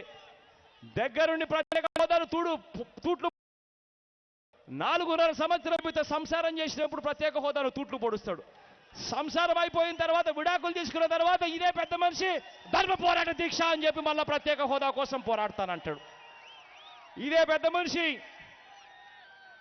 మనిషి తన సొంత మామ ఎన్టీ రామారావు గారిని వెన్నుపోటు పొడుస్తాడు ఇదే పెద్ద మనిషి చంద్రబాబు గారు. మళ్ళీ ఇదే పెద్ద మనిషి ఎన్టీ రామారావు గారితో పనిపడినప్పుడు ఎన్నికలు వచ్చినప్పుడు అదే ఎన్టీ రామారావు గారి విగ్రహానికి దండేసి మళ్ళీ ఎన్నికలకు పోతాడు ఇదే పెద్ద మనిషి చంద్రబాబు నాయుడు గారు. ఇవాళ ఇదే విశాఖపట్నంలో నిజంగా నిత్యావసర వస్తువులు ఏది తీసుకున్నా కూడా షాక్ కొట్టే పరిస్థితిలో కనిపిస్తాయి. ఒకసారి నిత్యావసర వస్తువులు ఇంతగా షాక్ కొడతా ఉన్నాయి, కనీసం రైతు ఉందా అని చెప్పి ఒక్కసారి చూస్తే రైతులకు దమ్మిడి మేలు చేయకపోయినా కూడా నిత్యావసర వస్తువులు మాత్రం షాక్ కొట్టే పరిస్థితిలో కనిపిస్తా ఉన్నాయి. ఇదే విశాఖపట్నంలో రైతుల దగ్గర నుంచి ధాన్యాన్ని కొనుగోలు చేసేటప్పుడు మాత్రం క్వింటాలకు 1500 రూపాయలు కూడా ఇవ్వరు. కానీ అదే చంద్రబాబు నాయుడు గారి హెరిటేజ్ షాపు లేకపోతే కేజీ 46 రూపాయలకు అమ్ముతారు అదే బియ్యాన్ని చంద్రబాబు నాయుడు గారి హయాంలో.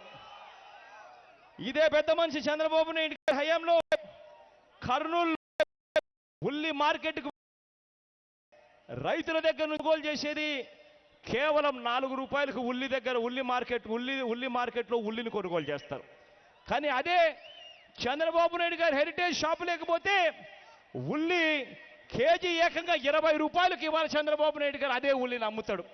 చేసేది ఏమిటంటే ప్యాక్ చేసి నీట్గా హెరిటేజ్ షాపుల్లో అమ్ముతాడు. ఇదే పెద్ద మనిషి చంద్రబాబు నాయుడు గారు కందిపప్పు క్వింటాలు రైతుల దగ్గర నుంచి 3200 రూపాయలకు కొంటాడు. కానీ ఇదే హెరిటేజ్ షాపులు లేకపోతే కేజీ 77 రూపాయలకు అమ్ముతాడు ఇదే పెద్ద మనిషి చంద్రబాబు నాయుడు గారు. నిజంగా ముఖ్యమంత్రిగా ఉన్న వ్యక్తి రేట్లు తగ్గించాలి అన్న ఆలోచన చేసి దళారీ వ్యవస్థలను తగ్గించాలి అని చెప్పి చూడాలి. కానీ ఇవాళ రాష్ట్రంలో ఏం జరుగుతూ ఉందనంటే దళారీ వ్యవస్థలకు చంద్రబాబు నాయుడు గారే ఏకంగా మాఫియా డాన్ అయి ఇదే దళారీ వ్యవస్థకు చంద్రబాబు నాయుడు గారు హెరిటేజ్ షాపుల్లో లాభాల కోసం అని చెప్పి గారు ఇవాళ రేట్లు రైతుల దగ్గర తగ్గించి ప్రజల మీద రేట్లు బాదుడు వాతా ఉన్నాడు ఈ పెద్ద మనిషి చంద్రబాబు నాయుడు గారు. ఇదే పెద్ద మనిషి చంద్రబాబు నాయుడు గారి హయాంలో నా దగ్గరికి ఇక్కడ రైతన్నలు వచ్చినప్పుడు నాతో అంటా ఉన్నారు, ఇదే విశాఖపట్నంలో పాలు చూసుకుంటే ఇంకా ఆశ్చర్యం అనిపిస్తుంది. కారణం ఏంటంటే మొత్తం ఉన్న డైరీలన్నీ కూడా మొత్తం ఒకటైపోయాయి, కార్టెల్ అయిపోయాయి. ఆ కార్టెల్కు ఆ సిండికేట్కు నాయకత్వం ఎవరో తెలుసా? హెరిటేజ్ డైరీ, చంద్రబాబు నాయుడు గారి సొంత డైరీ.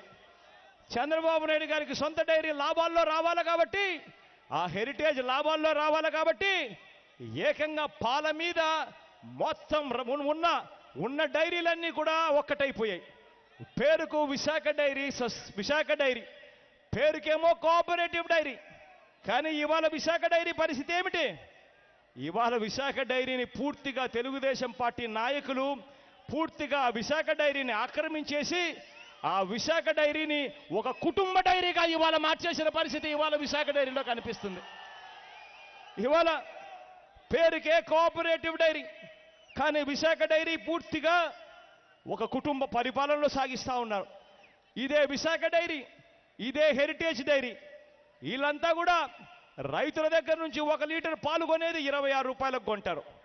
కానీ అదే లీటర్ పాల్లో నుంచి వెన్న తీసేసిన తర్వాత 1/2 లీటర్ పాలు అదే 26 రూపాయలకు అమ్ముతారు. ఇదే డైరీ వాళ్ళు.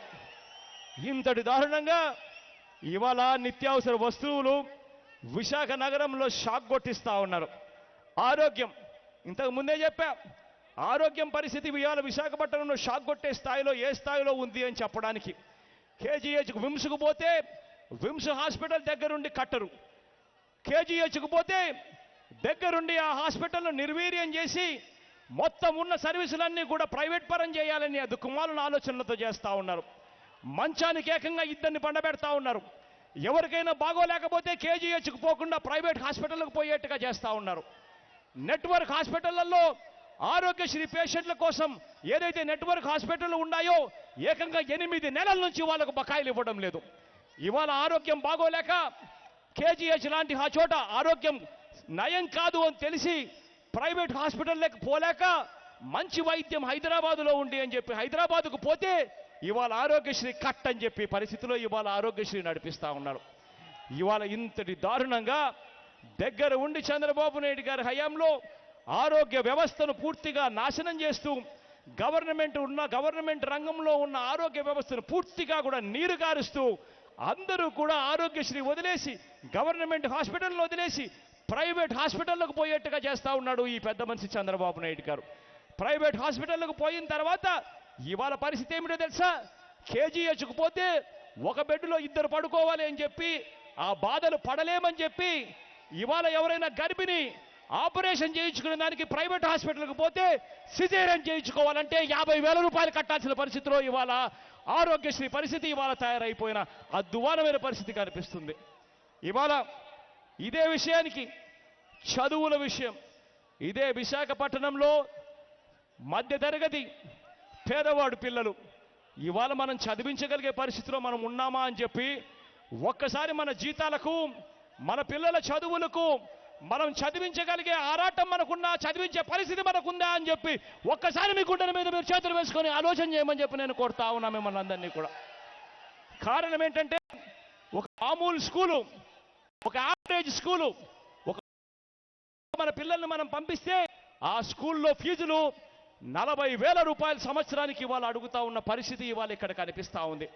మామూలు స్కూలుకు పంపించినా ఏకంగా 40,000 రూపాయల స్కూల్ ఫీజులు కట్టాల్సిన పరిస్థితి.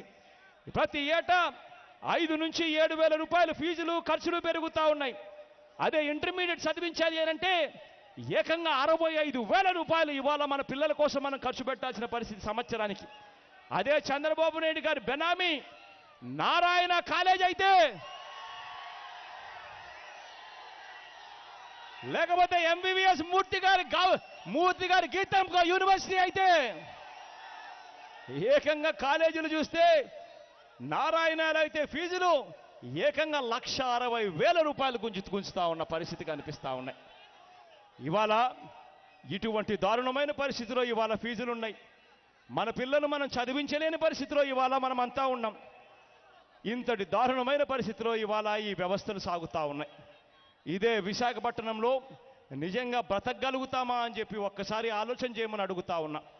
నా దగ్గరికి ఇదే విశాఖపట్నం ఉన్నప్పుడు మధ్యాహ్నం పూట నా దగ్గరికి టాక్సీ డ్రైవర్లు వచ్చి నన్ను మధ్యాహ్నం పూట కలిశారు. ఆ టాక్సీ డ్రైవర్లు నా దగ్గరికి వచ్చి, అన్నా బతకలేక మేమేదో కింద మీద పడి ఆస్తులు అమ్ముకొని కనీసం ఒక టాక్సీ కొనుక్కున్నామన్నా, ఆ టాక్సీలు మేము కొనుక్కున్న తర్వాత మా పరిస్థితి ఏమిటో తెలుసా అన్న, ఆ టాక్సీలలో కూడా ఊబర్ అంట, ఓలా అట అన్నా, ఇవాళ వాళ్ళు కూడా మమ్మల్ని వాళ్ళతో మేము కాంపిటీషన్లోకి పోవాలటన్నా, ఎలా బతకగలుగుతామన్నా అని చెప్పి టాక్సీ డ్రైవర్లు కూడా అంటా ఉన్న పరిస్థితి ఇవాళ ఇదే విశాఖపట్నంలో ఉన్న పరిస్థితి కనిపిస్తూ ఉంది. ఇవాళ నేను మీ అందరికీ కూడా చెప్తా ఉన్నా, ఇంతకుముందు నేను చెప్పా, ప్రతి ఆటో తోలుకునే ప్రతి కార్మికుడికి ఇంతకుముందు నేను చెప్పా, సొంత ఆటో ఉన్న ప్రతి కార్మికుడికి నేను ఇంతకుముందు చెప్పా. అదే మాదిరిగా ఇవాళ సొంత టాక్సీ ఉన్న ప్రతి కార్మికుడికి ఇవాళ మళ్ళీ చెప్తా ఉన్నాను, ప్రతి ఆటోకు సొంత ఆటో ఉన్న ప్రతి కార్మికుడికి ఏదైతే నేను చెప్పానో సంవత్సరానికి 10,000 రూపాయలు ఇస్తామని చెప్పి ఏదైతే చెప్పామో మనం అధికారంలోకి వస్తామో, అదేవిధంగా సొంత టాక్సీ నడుపుకుంటా ఉన్న ప్రతి కార్మికుడికి కూడా అదే 10,000 ఇస్తామని చెప్పి కూడా హామీ ఇస్తా ఉన్నానని చెప్తా ఉన్నా. ఈ కాంపిటీషన్లో ఈ పేదవాడు బతకలేడు. ఈ కాంపిటీషన్లో ఈ పేదవాడు తట్టుకునే పరిస్థితి లేదు. ఒకవైపున తట్టుకోలేని పరిస్థితిలో పేదవాడు ఉన్నాడు, మరోవైపున గవర్నమెంట్ ఏమో ఫిట్నెస్ సర్టిఫికెట్ అని చెప్పి కట్టకపోతే రోజుకు 50 రూపాయలు జరిమానా చేసే పరిస్థితిలో ఈ మానవత్వం లేని ప్రభుత్వం ఉంది. అందుకనే ఈ ఫిట్నెస్ సర్టిఫికెట్ల నుంచి ప్రతి ఆటో అన్నకు తోడుగా నిలబడేందుకు ఆ రోజు చెప్పిన మాట ఇవాళ ప్రతి సొంత టాక్సీ ఉన్న ప్రతి డ్రైవర్కు కూడా ఇవాళ విస్తరింపజేస్తా ఉన్నాం. రేపొద్దున దేవుడు ఆశీర్వదించి మీ అందరి చల్లని దీవెనలతో రేపొద్దున మనందరి ప్రభుత్వం అధికారంలోకి వచ్చిన తర్వాత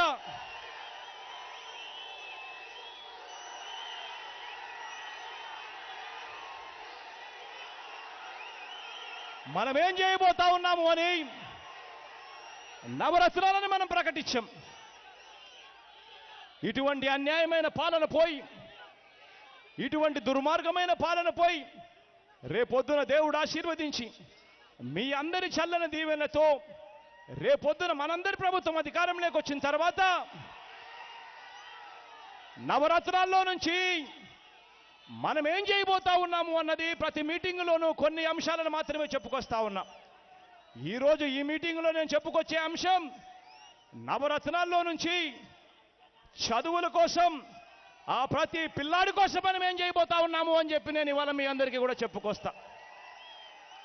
మొట్టమొదటిగా నేను చెప్తా ఉన్నా, రేపొద్దున దేవుడు ఆశీర్వదించి మీ అందరి చల్లని దీవెనతో రేపొద్దున మనందరి ప్రభుత్వం అధికారంలోకి వచ్చిన తర్వాత ఇవాళ ఇదే విశాఖపట్నం నగరం లాంటి ప్రతి చోట ఉన్న వాళ్ళందరికీ కూడా చెప్తా ఉన్నా, మధ్యతరగతి పేదవాడు ఇవాళ తన పిల్లలను చదివించుకోలేని పరిస్థితిలో ఉన్న ప్రతి పిల్లాడి కోసము చెప్తా ఉన్నా. ఫీజులు చూస్తే ఇవాళ వేలు పలుకుతా ఉన్నాయి. స్కూళ్లకు పంపించాలంటే భయపడే పరిస్థితిలో ఉన్న పరిస్థితి కనిపిస్తా ఉంది. ఇవాళ ప్రతి తల్లికి తండ్రికి చెప్తా ఉన్నాను, రేపొద్దున దేవుడి దయ వల్ల మన ప్రభుత్వం వచ్చిన తర్వాత ఈ ఫీజులన్నీ కూడా తగ్గిస్తాము అని చెప్పి మీ అందరికీ కూడా హామీ ఇస్తా ఉన్నా.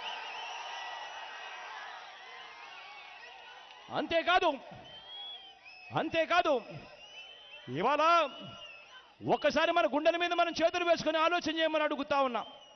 ఇవాళ మన పిల్లల్ని మనం ఇంజనీర్లుగాను డాక్టర్లుగాను పెద్ద పెద్ద చదువులు చదివించే పరిస్థితిలో మనం ఉన్నామా అని చెప్పి ఒక్కసారి మీ గుండెల మీద మీరు చేతులు వేసుకొని ఆలోచన చేయమని అడుగుతా ఉన్నా. కారణం ఏంటంటే ఫీజులు చూస్తే సంవత్సరానికి 1,00,000 రూపాయల పైన ఉన్నాయి. ఫీజు రీయింబర్స్మెంట్ కింద గవర్నమెంట్ ఇచ్చేది ఎంత అంటే ముష్టేసినట్టు 30-35 వేల రూపాయలు ఇస్తారు. ఆ 30-35 వేల రూపాయలు కూడా అన్నా రావడం లేదన్నా, 2 ఏళ్ళు అయిపోయిందన్నా, మాకు ఇంకా రావడం లేదన్నా, గవర్నమెంట్ ఇవ్వడం లేదన్నా అని చెప్పి పిల్లలు నా దగ్గరకు వచ్చి చెప్తా ఉన్న పరిస్థితి. సంవత్సరానికి 1,00,000 రూపాయలు ఖర్చు అవుతా ఉంటే 4 ఏళ్లలో ఇంజనీర్ కావాలంటే 4 లక్షల రూపాయలు ఖర్చు చేయాల్సి వస్తే గవర్నమెంట్ ఇచ్చేది ముష్టేసినట్టు 30-35 వేల రూపాయలు ఇస్తా ఉంటే సంవత్సరానికి మిగిలిన 70 వేల రూపాయలు ప్రతి సంవత్సరం పేదవాడు కట్టాలి అని అంటే 4 ఏళ్ల ఇంజనీరింగ్ కోర్సుకు 70,000 ఇంటూ 4 ఏళ్ళంటే 3 లక్షల రూపాయలు ఆ ప్రతి పేదవాడు కట్టాలి అనంటే ఆ పేదవాడు తన ఆస్తులు అమ్ముకుంటే తప్పనిచ్చి, తన ఇల్లు అమ్ముకుంటే తప్పనిచ్చి, తన పిల్లాడిని ఇంజనీర్ చేసే పరిస్థితిలో ఇవాళ లేని పరిస్థితి ఇవాళ కనిపిస్తా ఉంది. ఇవాళ నేను ప్రతి పేదవాడికి నేను ఇవాళ చెప్తా ఉన్నాను, ప్రతి తల్లికి చెప్తా ఉన్నాను, ప్రతి తండ్రికి చెప్తా ఉన్నాను. నాన్నగారి పాలన చూశారు మీరంతా. నాన్నగారు పేదవాడి కోసం 1 అడుగు ముందుకు వేస్తే జగన్ పేదవాడి కోసం 2 అడుగులు ముందుకు వేస్తాడని చెప్తా ఉన్నా మీ అందరితో. మీ అందరికీ నేను హామీ ఇస్తా ఉన్నాను.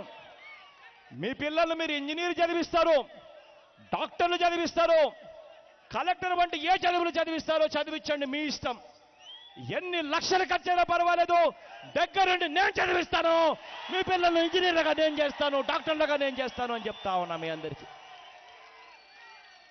అంతేకాదు, ఇంతకు ముందే నేను చెప్పా, నాన్నగారు పేదవాడి కోసం 1 అడుగు ముందుకు వేస్తే జగన్ పేదవాడి కోసం 2 అడుగుల ముందుకు వేస్తాడని చెప్పా ఇంతకు ముందే.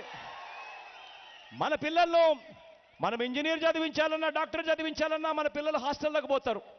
హాస్టల్లోకి వెళ్ళి మన పిల్లలు చదవాలి అనంటే ఆ హాస్టల్ ఖర్చులు, మెస్ ఛార్జీల కోసం సంవత్సరానికి కనీసం 15,000 రూపాయలు ఖర్చు అవుతుంది. ఆ 15,000 రూపాయలు కూడా తల్లిదండ్రులు పంపించలేని పరిస్థితిలో చాలా తల్లిదండ్రులు ఉన్నారు.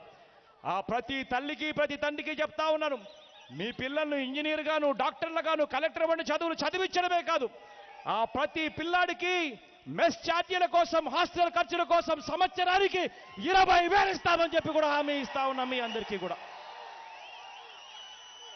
అంతేకాదు, మన పిల్లలు ఇంజనీర్లు అయితేనే, మన పిల్లలు డాక్టర్లు అయితేనే, మన పిల్లలు కలెక్టర్ వంటి చదువులు చదివితేనే మన బతుకులు మారుతాయి. మన బతుకులు మారాలి అనంటే, మన పిల్లలు ఇంజనీర్లు కావాలి అనంటే ఆ పునాదులు ఆ చిట్టి తల్లుల దగ్గర నుంచి పడతాయి. ఆ చిట్టి తల్లులు, ఆ చిట్టి పిల్లల దగ్గర నుంచి ఆ పునాదులు పడతాయి. ఆ చిట్టి తల్లులు, ఆ చిట్టి పిల్లలు వీళ్ళు బడికిపోతేనే మన బతుకులు మారుతాయి, మన తలరాతలు మారుతాయి. వీళ్ళు బడికిపోయి రేపొద్దున వీళ్ళు ఇంజనీర్లు అయితేనే మన బతుకులు మారుతాయి. అందుకనే ఆ ప్రతి అక్కకు, ప్రతి చెల్లెమ్మకు చెప్తా ఉన్నాను, నాన్నగారు పేదవాడి కోసం 1 అడుగు ముందుకు వేస్తే జగన్ పేదవాడి కోసం 2 అడుగులు ముందుకు వేస్తాడని చెప్తా ఉన్నా. ప్రతి అక్కకు, ప్రతి చెల్లెమ్మకు చెప్తా ఉన్నాను, వాళ్ళు చేయాల్సిందల్లా కేవలం ఆ పిల్లలను బడికి పంపించడమే. ఏ బడికి పంపించినా పర్వాలేదు, ఆ పిల్లల్ని అక్క చెల్లెమ్మ బడికి పంపిస్తే చాలు. బడికి పంపించినందుకు ప్రతి తల్లికి సంవత్సరానికి 15,000 రూపాయలు ఇస్తామని చెప్పి ప్రతి తల్లికి నేను ఇవాళ మాట చెప్తా ఉన్నా. ఎందుకో తెలుసా? కేవలం పిల్లల్ని బడికి పంపిస్తే సంవత్సరానికి 15,000 ఇస్తానని ఎందుకు చెప్తా ఉన్నానో తెలుసా? కారణం, మన రాష్ట్రంలో చదువు రాని వారి సంఖ్య అక్షరాల 32% ఉంది. జనాభా లెక్కల ప్రకారం 32% మందికి చదువు రాదు 2011 జనాభా లెక్కల ప్రకారం. దానికి కారణం చదివించాలి అని చెప్పి ఆరాటం లేక కాదు, చదివించే స్తోమత లేక ఇవాళ పేదవాడు చదువుకు దూరం అవుతా ఉన్న పరిస్థితి కనిపిస్తా ఉంది. ఆ ప్రతి పేదవాడి కోసము చెప్తా ఉన్నాను, రేపొద్దున మనందరి ప్రభుత్వంలో, మన రాష్ట్రంలో చదువు రానివాడు ఎవడూ కూడా లేకుండా చేస్తానని చెప్పి మీ అందరికీ కూడా హామీ ఇస్తా ఉన్నా. ఇవి నవరత్నాల్లో నుంచి పిల్లల చదువుల కోసం మనం ఏం చేయబోతా ఉన్నామని చెప్పి ఇవాళ మీటింగ్లో మీ అందరికీ చెప్పా. మీరు ఏదైనా సూచనలు ఇవ్వాలనుకుంటే సూచనలు ఇవ్వండి, సలహాలు ఇవ్వాలనుకుంటే సలహాలు ఇవ్వండి. నేను ఎక్కడ పడుకుంటానో, పడుకున్న స్థలం పోతా ఉన్నానో కూడా మీ అందరికీ తెలుసు. ఎవరైనా రావచ్చు, ఎవరైనా కలవచ్చు, ఎవరైనా అర్జీ ఇవ్వచ్చు అని చెప్పి మీ అందరికీ కూడా చెబుతూ, ఈ చెడిపోయిన ఈ రాజకీయ వ్యవస్థను బాగుపరిచేందుకు బయలుదేరిన మీ బిడ్డను ఆశీర్వదించమని చెప్పి మిమ్మల్ని అందరినీ కూడా కోరుతా ఉన్నా, దీవించమని చెప్పి మిమ్మల్ని అందరినీ కూడా కోరుతా ఉన్నా, తోడుగా నిలవమని మిమ్మల్ని అందరినీ కూడా ప్రార్థిస్తున్నా. మీ చిక్కటి చిరునవ్వులకు, ఆప్యాయతలకు మరొక్కసారి పేరు పేరున హృదయపూర్వకంగా 2 చేతులు జోడించి కృతజ్ఞతలు తెలుపుకుంటూ సెలవు తీసుకుంటా ఉన్నాను.